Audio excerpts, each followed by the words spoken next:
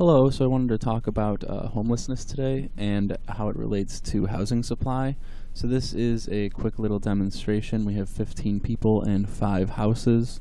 You can calculate the ideal persons per home just by dividing, and you get 3. But then if you look up here, we have actually 2 people per home, which results in 5 homeless, because that is 5 times 2 is 10 people occupied with 15 total people. So right away you can see the relationship between population, housing supply, and the residents per home.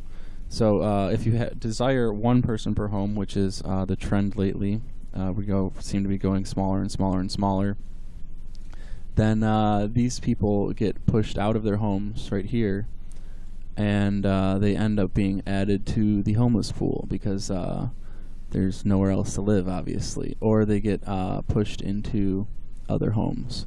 So as this number decreases, the value of housing increases because of a lack of supply of housing within the marketplace.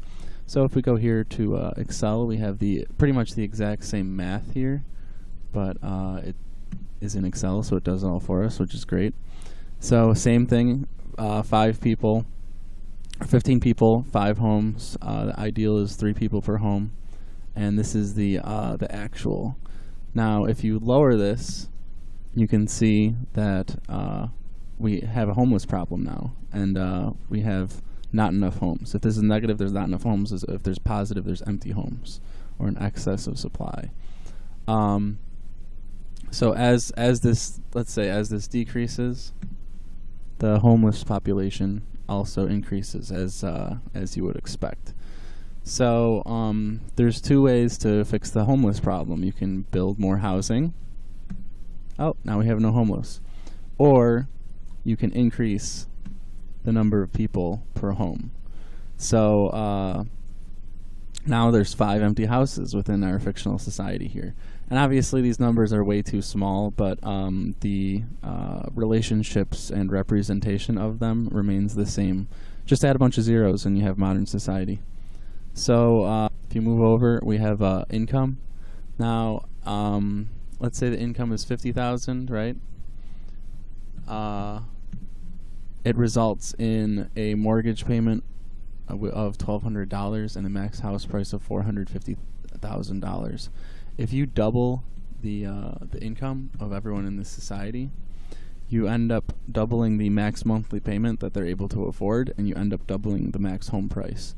But since you haven't actually built any homes, there's no change in the homeless population. And if you're not increasing the number of persons per home, there will not be a change in the homeless population. Therefore, mathematically, there is no relationship between income and homelessness. 0.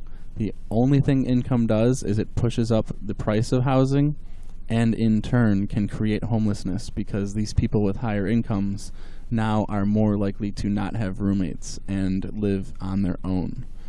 So increasing income in a society mathematically is proven to increase homelessness.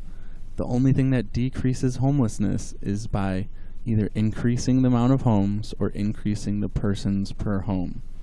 And this includes like apartment buildings. Obviously, if you have an apartment building, you're adding a lot more housing and density available. So anyway, this just flies in the face of a lot of misconceptions that homelessness is based on a low incomes and things of that nature.